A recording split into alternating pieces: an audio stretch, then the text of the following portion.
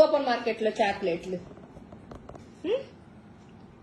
చెప్పు. Super market లో చాక్లెట్లు 2 తిన్నావా? చిన్నదిగా లాలీపాపులు 2 కాదా తిన్నది? వాళ్ళ 3 కాదా? 3 కాదు అన్న కడుపులో ఎలా పడతాయి? 2 పడతాయి అంతే. 3వది ఎందుకు పట్టదు? అది ఇంతదేగా. లాలీపాప్ ఇంతదేగా. సూపర్ మార్కెట్ లో చాక్లెట్లు చెప్పు. సూపర్ మార్కెట్ లో చాక్లెట్లు 2 తిన్నావా?